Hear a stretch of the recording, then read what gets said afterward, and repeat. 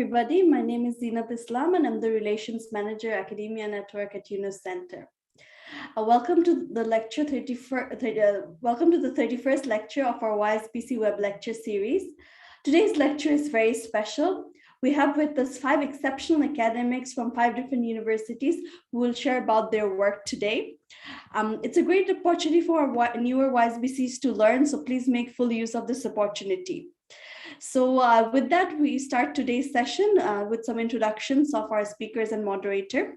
As you know, today's topic of conversation is on YSBC collaborations. And for that, we have with us our moderator, Professor Bénédicte Tavignon, who is an affiliate professor of strategy at HEC Paris, France. She's the executive director of the Society and Organization Institute, which aims to develop a new way of thinking about the role of business in society, whether through research or teaching.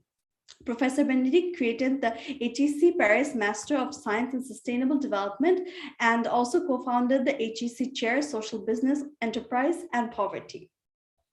Our speaker panel today consists of Professor Cam Donaldson, who is the Yunus Chair and Distinguished Professor of Health Economics at Glasgow Caledonian University, where he founded the Yunus Center for Social Business and Health and also served as the Pro Vice Chancellor of Research from 2016 to 2021.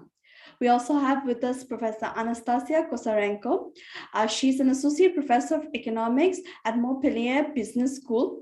Her current research is focused on microfinance with special attention to regulation, non-financial services, subsidization, discrimination, and gender from theoretical and empirical perspectives. She holds the Social and Sustainable Finance Chair at Montpellier Business School. We also have Professor Teresa Moniao, who is the professor at Pompeu Fabra University, Department of Economics and Business in the Financial and Accounting Division. Deputy Dean in the Economics and Business faculty since 2011 also. She represents the university in the social business city of Barcelona, Spain. And finally, we have with us our very own Enrico Testi, who managed the ARCO, Action Research for Co-Development Research since 2009, and also the Yunus Social Business Center at the University of Florence in Italy since 2011. With 10 years of experience in research and consulting, both in Italy and abroad, his areas of expertise include social business, enterprise, social enterprise monitoring and evaluation, impact evaluation, and local development. So today's lecture is going to be a great one with so many talented academics. And with that, let's begin today's session with some welcoming words from Professor Yunus. Professor Yunus. Thank you, Zinat. Thank you very much for welcoming me and welcoming all the speakers today. This is a very unusual lecture series episode, because this is not within the standard format that we usually follow, that there'll be one speaker and one moderator. This time we dared to bring very top people to put their heads together to tackle a very special subject, collaboration among the YSBCs. Here on the screen, as Zinat was introducing, if you recall, we have the top cities in Europe, Paris and Barcelona and Glasgow, Florence. Am I missing somebody? So we have all these universities together, and the universities from top universities there to discuss how collaboration is possible. Collaboration in many fronts. That's one thing. It's a very short time to discuss all that. But we lay down the foundation of the discussion, framework of the discussion, so that we can continue. Because this is the time we have to really put our talent together to make things moving.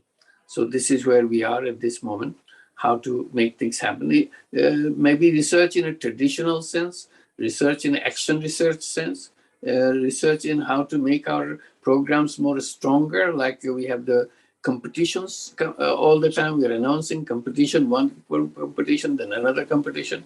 How to make these competitions useful. There's a now social business design competition going on with a price tag of $10,000. Winner will get $10,000. And then there's a fiction design. You design a fiction, social business fiction. For that also, a $10,000 prize money waiting. So how to make this really useful, excite young people to do that. So this is one, not only research in a conventional sense, is it give ideas of research. Another one, always I think about it, how to use our resources within the university campuses and among the academicians, how to create a social business pharmaceutical company. We are interested in it, and guide us, help us how to do that, do a good job when we are doing a pharmaceutical industry. Finance is not a problem. We can mobilize the fund, whatever fund is needed. So that's off the table. That's not your concern. Concern is how to make it a good quality pharmaceutical company, how to connect with really resourceful persons who can design a pharmaceutical company, who can even undertake the running of this is all payment based. This is nothing free, nothing. But if somebody comes in as a volunteer, most welcome. But this is a serious business, social business, pharmaceutical business we want to set up in Bangladesh. And so this is one of the subjects to guide us, since you have all the resources, access to the resources, who will be the consulting organization as a person or an organization who can help us in doing that. So there are varieties of things which can bring into the research idea. How to find the funding for the research. That's another issue that we can discuss. Not all the issues can be discussed today, but I'm just opening it so that we can occasionally meet and see how far we have moved. So I'm very happy to have you with us, and our audience would be very happy to listen to you. And now the floor is yours, Benedict. Please take it from here. Thank you, Professor. Hello, everybody. Nice to be with you this afternoon. So yes, if we look at the today's challenges that you shortly mentioned, Professor, like urgent challenges such as climate change, biodiversity depletion, rising inequalities, and so many challenges that we know that we need new coalitions of actors, and so actors coming from civil society, from public institutions, from private sector. We also need academics, and academics need to be part of the solution, as companies have to be part of the solutions as well. So rather than part of the problem, as it has been the case sometimes. So the issue here is how to build also coalitions of academics and of academics and the other stakeholders, and how to accelerate in a way the transition to a more sustainable world, and to scaling up also social businesses that will solve the problems. So we are happy to welcome all our guest speakers, and the idea probably here is to start with what's existing already, what's your experience in your different universities of these collaborations. What have you done already in terms of research, in terms of teaching and action? What's your experience of collaborations on these three pillars? And then we go back to, we'll have some step back on maybe the difficulties sometimes, the barriers, and we'll look after at what could be done to accelerate, to move ahead and develop these collaborations in order to make a difference and have a big impact. So maybe I could start with you, Dr. Teresa. So could you share maybe your experience on collaborations with YSBCs and what you've been doing in terms of research or action research and education, for example? Yes, thank you, Benedict, and thank you to the organization to give me the opportunity to participate in this session. I think that organizing this kind of sessions are very interesting and very important. The experience that we have in the UPF collaborating with other teams and collaborating in international teams are very important and very positive. And I think that to guarantee that the project will success, it is necessary to have a good leader. And also, it is necessary to define clearly the aim of the project. And everyone in the team has to know the aim of the project and has to understand the aim of the project. And also another thing that is important in order to have success between the international collaboration, it is really important that everyone knows his or her role in the team. Also, there are other kind of things that are interesting in order to be successful in the team, like to guarantee the balanced diversity, for example, diversity of knowledge, diversity of gender, or diversity in cultures, because if in the team participate different cultures, it is good for the project. And sometimes we have problems with the resources. I think that is the most important problem when we have an international collaboration. And nowadays, another problem, I think that is the COVID situation. Thank you. Thank you very much, Dr. Teresa. Maybe I'd like to leave the floor actually to Professor Cam. So Cam, could you tell us more about what actually collaborations can mean and what's your experience on that? Yeah, thanks, Benny, and thanks to the organisers for bringing this panel together and allowing me to be a part of it. I'm really looking forward to the next 30 or 40 minutes or so.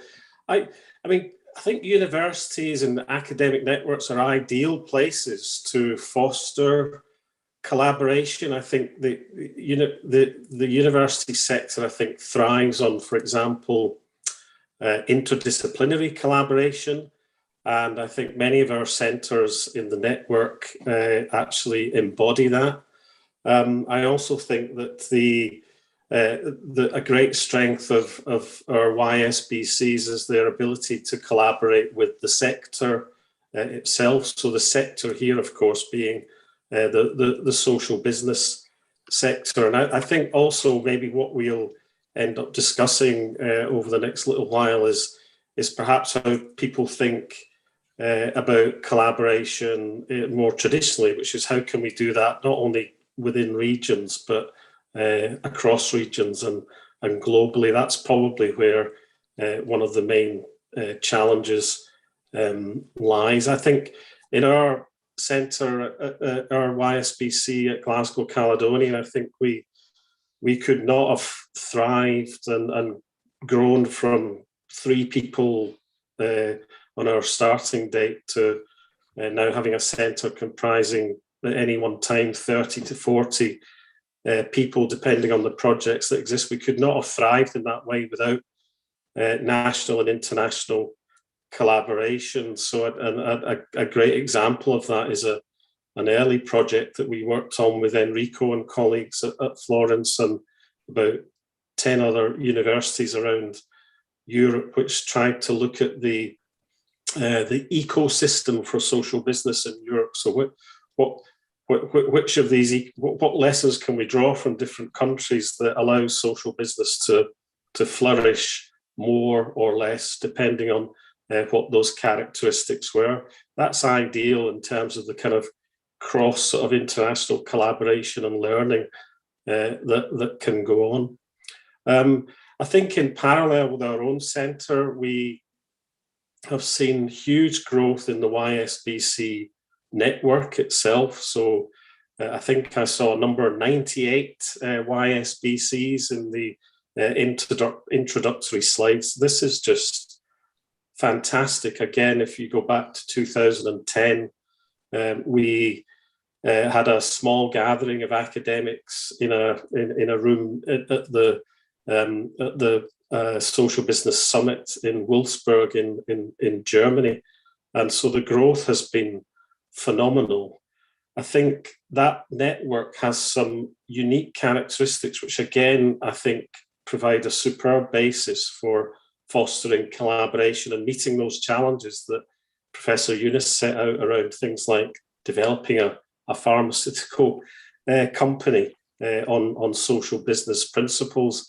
And those unique characteristics are how open we are as a network to people coming in from different disciplines, right through from humanities, business schools, through to people in more laboratory-based sciences who are interested in social business, from design thinkers in art schools around Europe, etc. That's one of our really interesting and unique characteristics, and has already been mentioned. We're interested as a network in and our conferences in action, teaching, as well as research. So I think we have actually put in place a really good basis on which to have this conversation about collaboration going forward.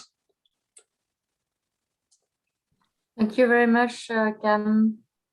Anastasia, maybe you would like to share with us your experience at Montpellier Business School and working with other YSBCs. Yes, thank you, Benedict. Thank you all for organizing this meeting. It's a pleasure for me to be in this, to participate in this panel. So I completely agree with what has been said by Teresa and Cam, and maybe to add something to what Teresa was saying in terms of what makes a collaboration successful.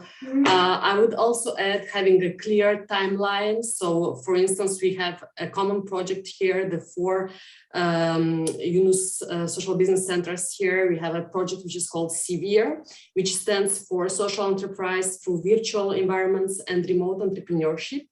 And so it started in August 2020. And I think this what makes this project successful beyond a very good leader, which is the Glasgow University, is that we had a very clear timeline from the beginning. So it's a project which lasts for 3 years. And from the beginning, we knew that we will start with an opening event, then a summer school for the students, then a winter school, and so on and so far. So having this clear timeline, I think made it really helpful to have this general view of the project to make it successful. The other thing which makes this project successful, in my opinion, is that we have, thanks to this clear timeline, we also have regular meetings which create a commitment for all the participants. So these are the 2 other features. So just to mention about SEVERE, that we have 6 academic institutions from Europe, the 4 UNUS social business centers which we have here today, and plus Aveiro University from Portugal, and the Dublin City University. This project, the particularity of this project is that it's really focused on the students. It's a pedagogical project for students, and each of the 6 universities has selected 10 students to participate in this project, who work together for 3 years to create social businesses to provide solutions to the social problems. As of today, we have 9 projects which have been developed. And in each of these 9 projects, we have students from the 6 universities. So it's indeed transnational projects. And the different topics, just to give you an example so that you have an idea of the topics on which the students are working on. It's health, environment, homelessness, food waste, social finance, and so on and so forth. Thank you so much. Is there a link with the 3-0 clubs? So can you explain us the relationship between this initiative and the 3-0 clubs? Yes, that's a very good question. So indeed, we also have a French academic network of the 3-0 clubs, and also the general initiatives of the 3-0 clubs. So today there is no direct link, but I think tomorrow, indeed, that's the purpose, to have students from all over the world, from different universities, collaborate together and work on social businesses internationally. And actually, the COVID crisis, I didn't mention that, but the COVID crisis was actually an opportunity for us to create this initiative to create the means for students to collaborate together, and also some incubators to help them and support them in the creation of their students. So today there is no direct link, but the idea is that tomorrow indeed it could transform more generally in an international initiative. Yes. Thank you very much. Enrico, so you've been very proactive on these collaborations, as mentioned already. What would be your what's your experience on that, and what are the key factors of success, as we've already started to look at the key factors of success of this kind of collaborations? Thank you, Benedict. As you said, we have already some experience in collaborating with other YSBCs. Of course, with Glasgow Caledonian, they are our long-lasting partner in many adventures and projects. I will just mention some other partnerships we are having at the moment. We have a joint research with the Social Business Center at the Bethlehem University in Palestine. Actually, we are doing research on social enterprises and possibilities for social businesses in Palestine, but it's not just research. Actually, we are trying also to do some lobbying with policymakers and try to see if we can actually promote social business more in Palestine. Then we have a collaboration with National State University of Taiwan for the social businesses in Taiwan. So with Professor Chen, we exchange ideas and our experiences with the social business cities. So actually, we have this collaboration, and now we will do some interviews to social businesses in Taiwan to check how actually the social business city is going on. We have also long-lasting relation with Barcelona. They had the social business city program. Now they have the Social Business Center that gathers and coordinates somehow the activities of different universities. So of course, for us, it's quite easy every time there is a European call to contact Barcelona, and we know that they will always answer, and vice versa. And then, of course, we are in the Severe project, where Anastasia already talked about it. We also had, I would call it collaboration, even though it's maybe it's not the same as collaboration on projects, but with the Center in Cantabria, they had a special issue on social enterprises and social business. So we actually took part to it, and I had the honor of publishing a paper with Professor Yunus and Professor Bijeri in their special issue. So this is just to mention the different kinds of collaboration that one can have. So what are the success factors? Of course, I wouldn't say there is size fit all. However, I think that beginning a relation and work systematically to try to find opportunities together is a way to have success, because maybe you fail 1, 2, 3 times, but then maybe you are successful. So for example, the project Cam was mentioning before, the big one financed by the European Commission, it wasn't the first attempt. We didn't win it in the first attempt. So we have to try and fail together many times before succeeding. But this is also connected, I would say, to incentives in the different universities, because all the centers are not all the same. So some of them might focus more on papers, writing papers, doing academic research, while others might be a bit more practical. This is our case, for example. So I think it's very important to really know each other and which are our capabilities, our also interests, not only academic ones, but also on what kind of projects you are willing to do, because maybe not all centers are happy of creating projects with students, because it's a waste of time, academically speaking. So I think starting to work together is one step. The other step is also maybe we should create some very focused events on, for example, grant opportunities or other opportunities where we all take part and discuss on that precise opportunity. So it's more focused and more efficient.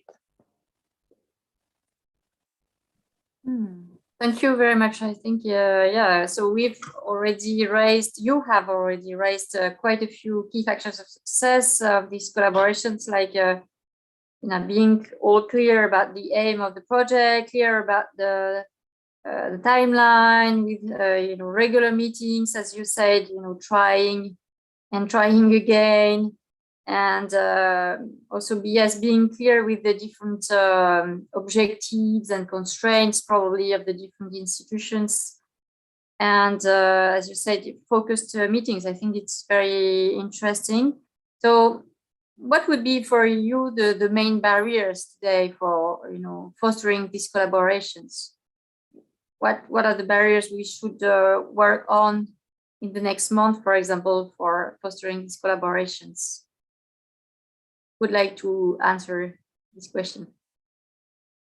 Cam, I think I see you smiling. Sorry, I just had to try and unmute myself.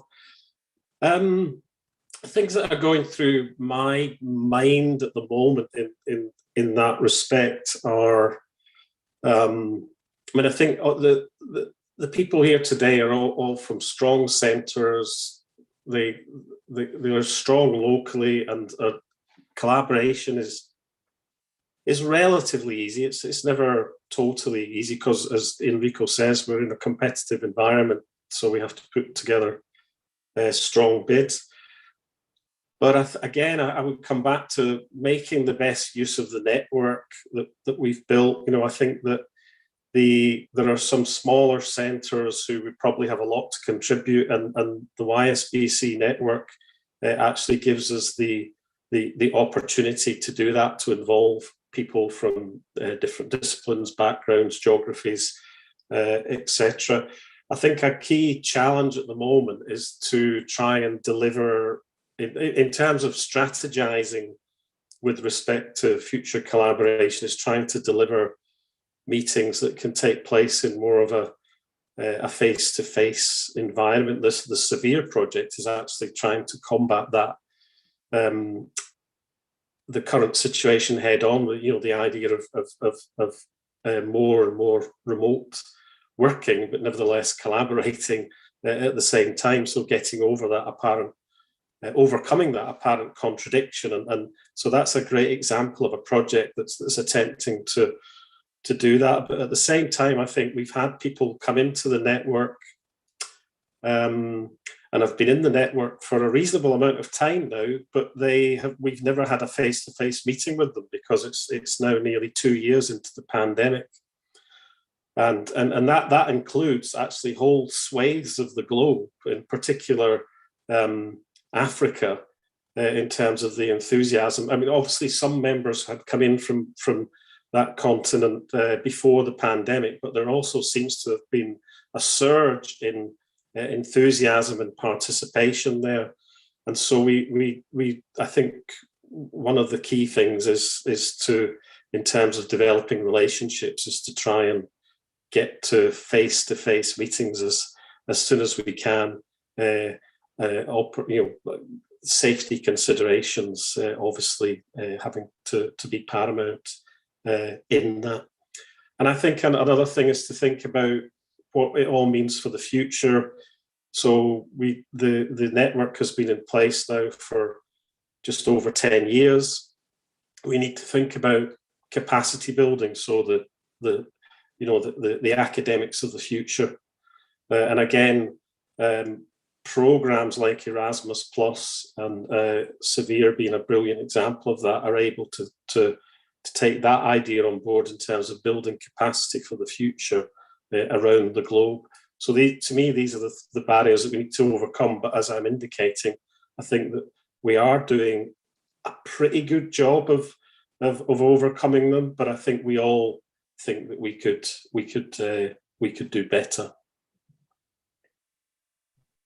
Thank you, Cam. I think you are doing a lot already. So yes, great ideas for the future.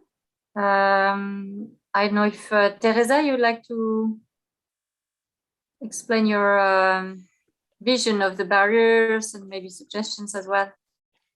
Yes, on my opinion, my experience is that all the international collaboration were really positive and were very successful.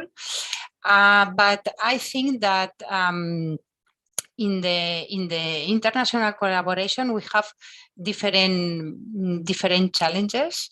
As Camp say, it is necessary to increase the network, because usually we participate in the different programs, the same cities and the same teams, and maybe it is necessary to attract other cities in the UNUS related with the UNUS Center. And also, I think that it is necessary to attract people with different knowledge, because usually my experience is people related with the economy are interested in this kind of projects, but people like engineering or other subjects, we don't have the ability to attract to the projects, and maybe we need different kind of knowledge. For example, now if we want to develop a project about the COVID situation, maybe it is necessary an economist, but maybe it is necessary someone that is a specialist in care situation or in care aspects. So I think that our challenge or the barriers that we have to overcome is to attract new partners and attract new knowledge, and also, of course, attract new cultures, because different cultures is different problems. This is my point of view. So you mean opening the network to other universities and disciplines? Mm-hmm. So your vision is what, 200 YSBCs in 5 years? Why not? Yeah. Thank you very much. Enrico, what's your vision of the barriers in the different projects that you've led? So what were the obstacles that you've been facing, and how to overcome these obstacles? Well, I say during project implementation, the biggest barriers are usually the operational capacity of some partners, because some universities might not have actually the staff doing the work. They might have some professors, but we all know professors have many things to do, and projects require time and effort. So sometimes it happened that there was not so much presence of other staff members, let's say, at universities. And this is also, I think, a problem in starting collaborations, actually, because when UNUS Center begins, if they don't have so much staff, actually, it's quite hard also for the lead professor of the UNUS Center to actually start collaborations, because they might have PhD students or they might have students in general, but to win and take part to really competitive bids, you have to have very professional staff. So sometimes what I see is this staff is lacking, and this blocks or makes collaboration quite difficult. So I don't have this solution for this. Maybe from the side of more of stronger UNUS centers, maybe we can try to cooperate or fill some of these gaps at the beginning. But yes, this is, I think, one of the biggest factors blocking collaboration. But also, I think sometimes some centers might not seek collaborations proactively. They just wait for someone to reach out. But what happens is that since it's a very competitive environment, if you already have a relation with some UNUS centers, you will tend to work on that collaboration because you already know that they're good working, you trust them and so on, so you might not reach to the new ones. So my advice to the new ones is also to be quite proactive and contact, let's say, the UNO centers that have been around for more time, that they see more interesting, and try to build collaboration with them, because it might be easier in that case. Yes, so you highlight again, as Cam did, the importance of building strong relationship with trust, based on trust, and this takes time and requires probably, so as you said, Cam, I think face-to-face meetings. So that's, yeah. And okay, so you propose new centers to be proactive so as to create these relationships. Thank you very much. Anastasia, maybe you would like to say a few things on this question of barriers and ideas on moving. Yes, I think, yeah, my colleagues already mentioned the main barriers, but as for Montpellier Business School, the YSBC from Montpellier Business School, I would say the two main barriers would be the diversity, which can be good, and also it can also be a limit. For instance, we are all professors, so we have competitive tasks like publications, courses, service to the school. So indeed, this is indeed a barrier to have the time, the available time, resources for collaborations. And the second is what Enrico mentioned very well, is the resources. So why Severe is so successful, in my opinion, is that we have the leader who provides the resources, the administrative resources for the organization of the project, which other UNO centers do not have. For instance, we are a young one, a young YSBC, which was created in 2019. And of course, we don't have the same resources as more established centers. Thank you very much, Anastasia. I think we have 20 minutes left. I don't know if there are questions from the audience already. I don't see many questions. Don't hesitate to ask questions on the chat if you have. Otherwise, we keep on discussing. I think an important issue that has been shortly raised is the financial question. So is there a way to raise money together so as to have also, I don't know, bigger teams that will have also more time to develop this collaboration? So what's your vision on this question of collaboration to raise financing, and in order to scale up, to develop research and also teaching?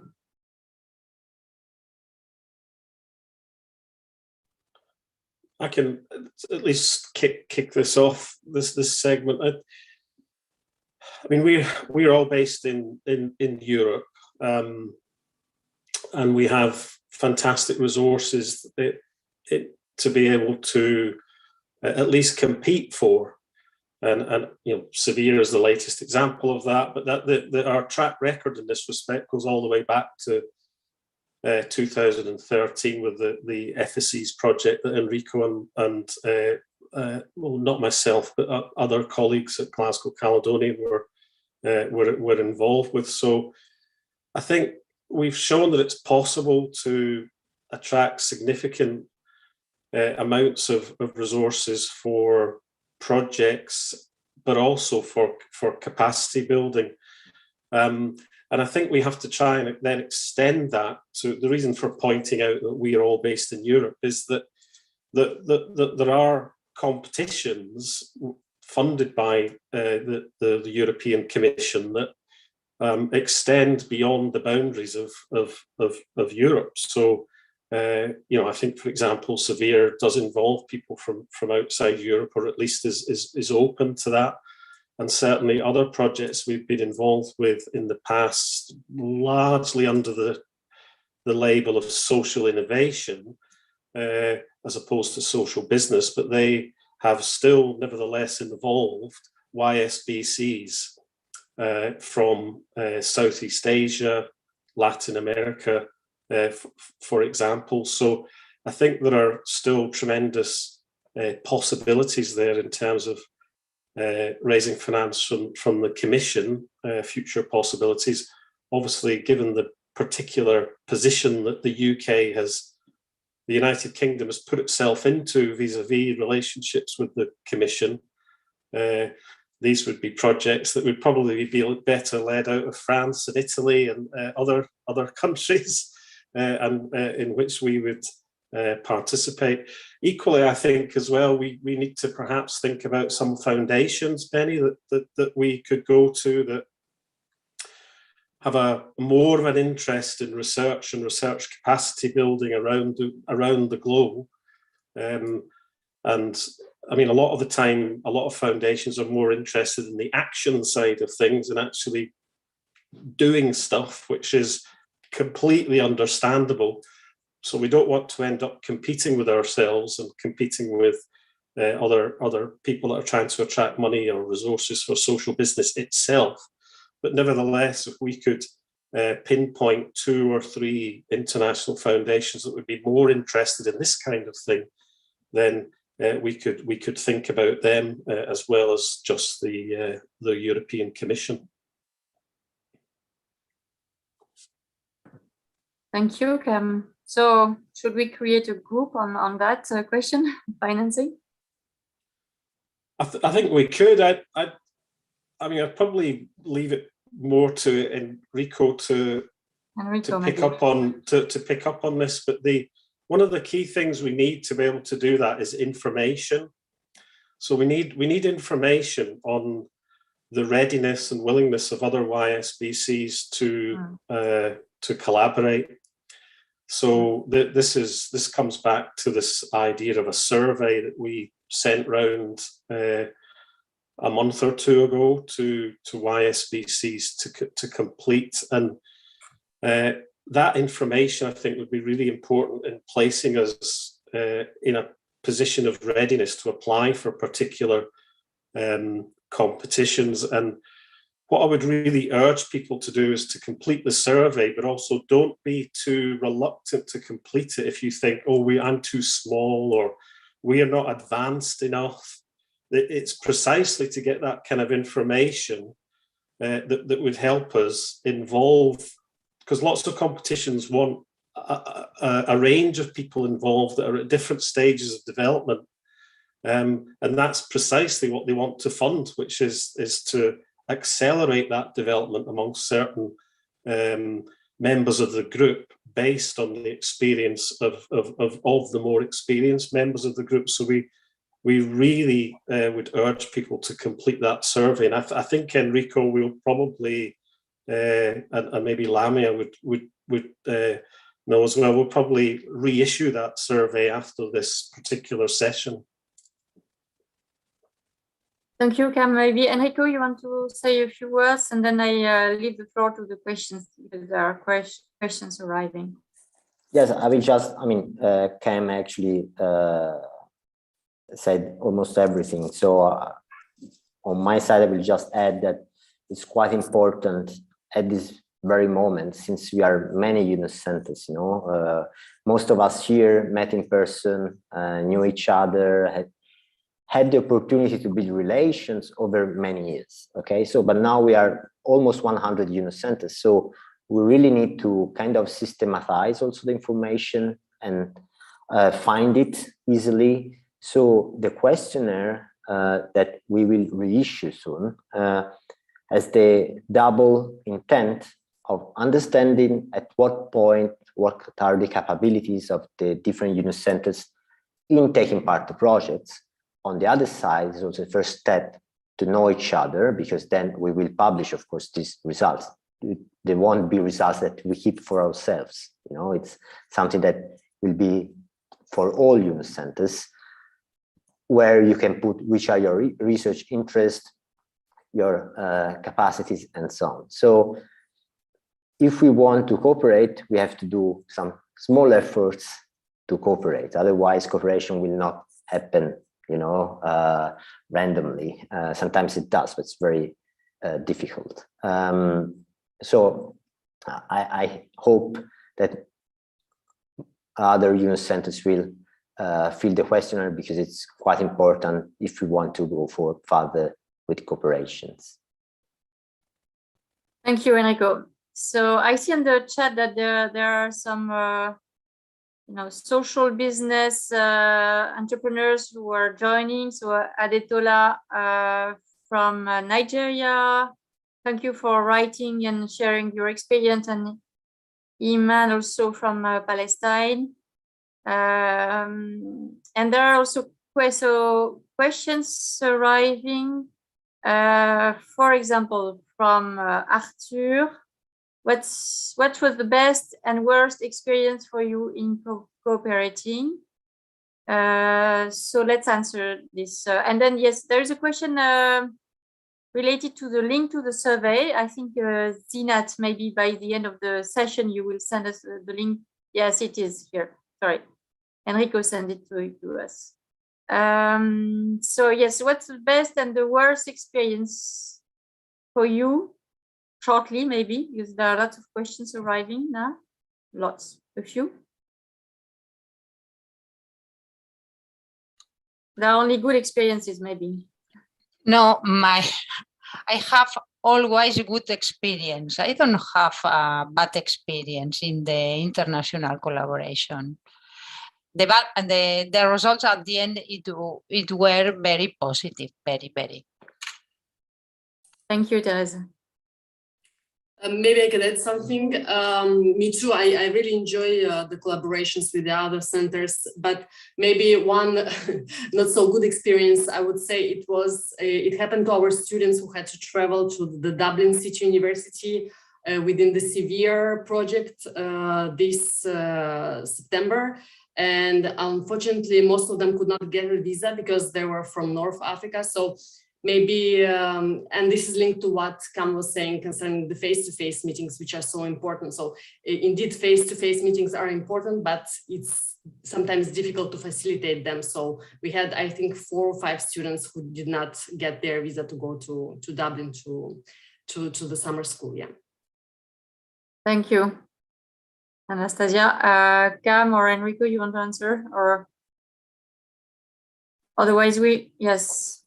Yeah, I mean, actually, it's quite strange. I had very bad experiences, but not with UNOS centers. So I have only positive experiences with UNOS centers. So kind of, I don't know if it's statistically relevant, but actually it's quite strange, I would say. But I think it's also an example.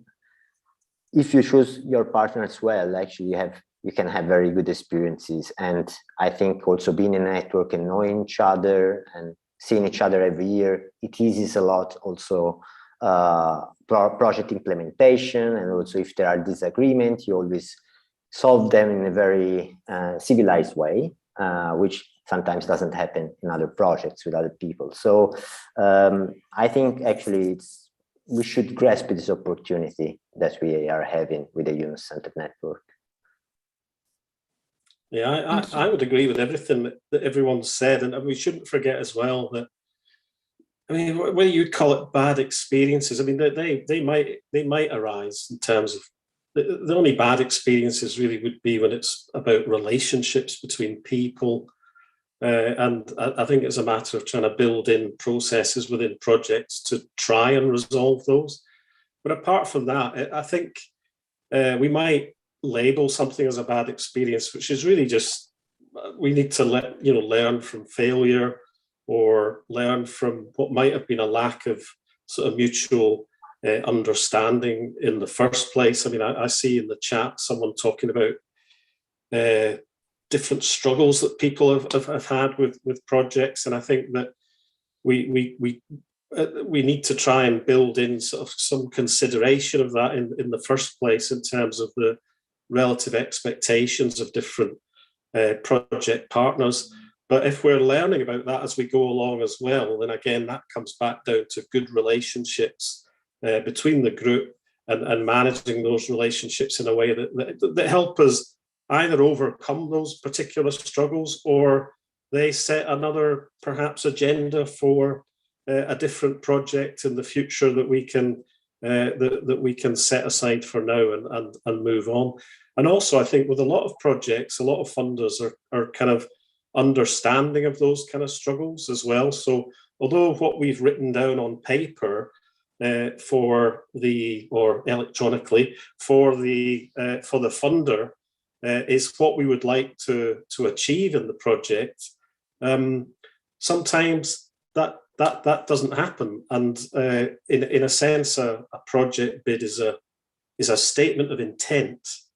It's not necessarily something that we must satisfy. And in fact, in a lot of cases, we'll go beyond that statement of intent as well. And I would contend that there are more cases of the latter than there are of the former. But a lot of it is about this mutual understanding.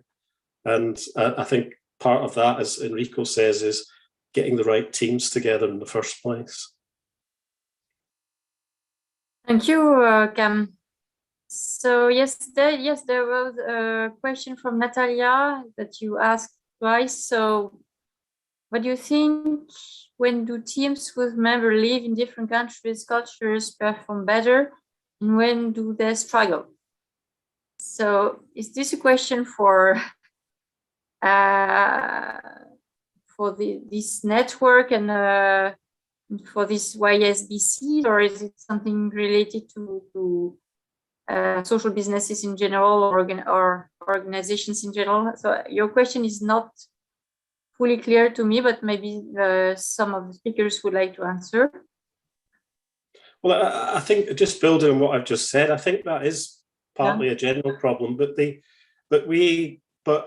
I would go back to being really positive about the YSBC network and the fact that we've built a tremendous network that I think allows much of this kind of mutual and cultural understanding to have kind of to take place in advance of actually then going ahead with bids. So I think we would, I think if we're communicating through the network already, we should have a pretty good idea of what to expect of different partners in such a bid.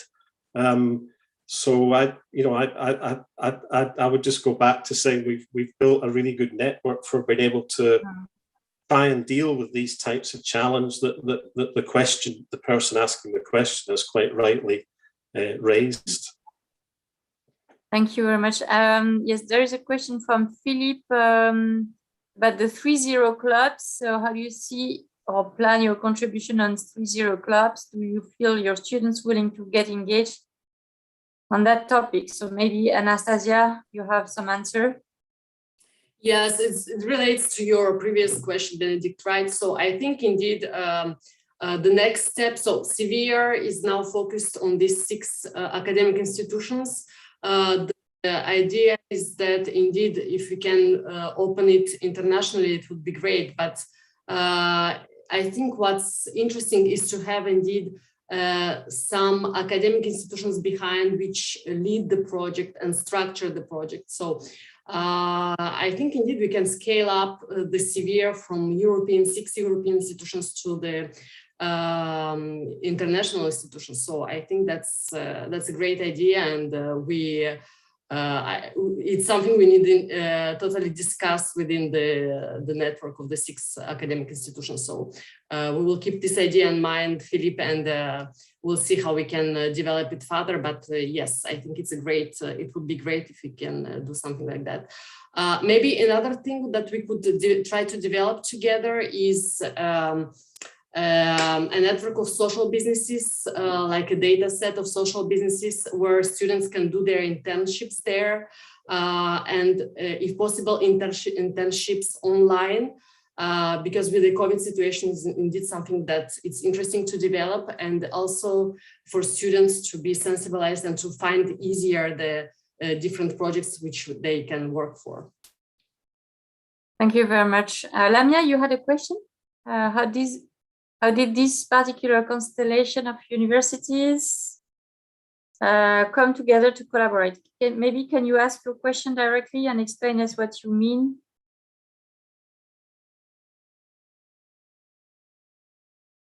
Are you here? Yeah, sorry.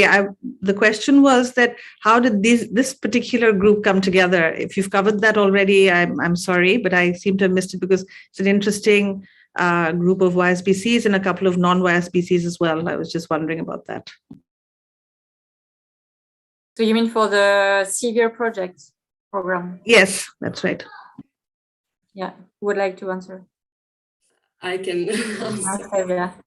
So I can start the answer and then my colleagues can go on. So I think most of the universities, they had this traditional or habit to work together. But what concerns Montpellier Business School is the fact that we have previously had some collaborations on finance with colleagues from the Yunus Center from the Glasgow Caledonian University. So it's because we had already previous connections on similar topics of interest that they thought, oh yes, maybe we can contact Montpellier Business School because they also work on microfinance, they're interested in these topics. So I would say it was research oriented at the beginning, and then this is how the link was. So thank you so much. I see some other questions arriving. I'm afraid we're done now and we have to conclude. If you have more questions, maybe we can write the questions, and I know if Zinat, you can list all the questions that have not been answered, and then we can answer by mail. So I think, yes, I want to thank very much our guest speakers, and thank also all the initiatives that you've been developing to create all these collaborations. You're doing a great job. You've been doing a great job for many years, and we need you in this, Yunus network. I think we all need to meet again face to face, as you've said.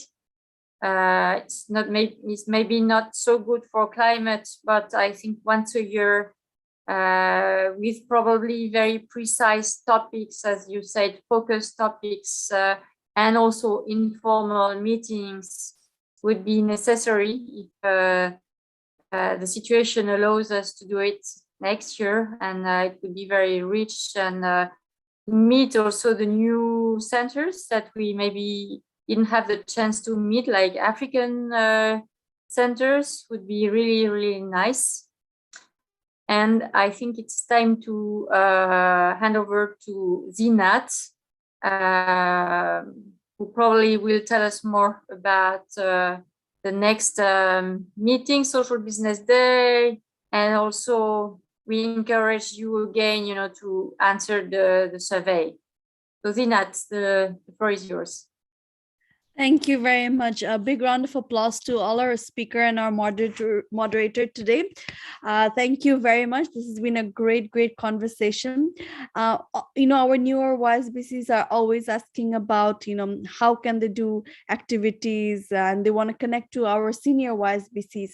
And I think it's always good to have an experienced YSBC guide the newer YSBCs, because it's collaboration, or same platform, being academic institutions. So this has been a great conversation, and I'm sure our YSBCs who are watching this session will be reaching out to you all. I already had a professor from our YSBC in India reach out about collaborating on research programs, and I mentioned about watching this session today. So I'm sure she's watching this and maybe will be reaching out to you all.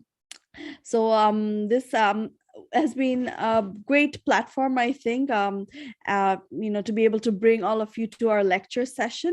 And as everyone mentioned here, we shared the link of the survey to fill out. Even if you're not a part of our YSBC network, YSBC meaning the Yunus Social Business Center Network, which are universities, focusing on social business, having social business courses, doing workshops, competition, etc. You're always welcome to join our network of YSBCs, which which is 98 strong now. If you have any interest in establishing a YSBC, please send an email to ysbc@unicenter.org, and then you'll be able to have access to all these YSBCs, of which our speakers and moderator are today. So thank you very, very much for watching this session today, and of course to our moderator and speaker for giving your time and effort and making this possible. So we really appreciate it, and I'm sure we will be having you all in our future events, one of which is our Social Business Day. Our Social Business Day is our annual program. It's going to be on June 26th to June 30. We hope to have some live events depending on the situation of the pandemic, but of course we'll have our virtual sessions. So I welcome every one of you to join those sessions. You will be getting invitations to speak, to join workshops, our country forums, the academia forums, and if you have any ideas of how we can make it different, more exciting, if you want to bring in your students, other people in your network, entrepreneurs, etc., please do let us know. So that is our Social Business Day, which is coming up. We will be seeing slides on it, but of course we'll have our lecture series as usual. This is our 31st lecture. There are more lecture sessions coming up. So up in the slides, you will see information on those. So till then, thank you very much. And I request the IT team to play the slides.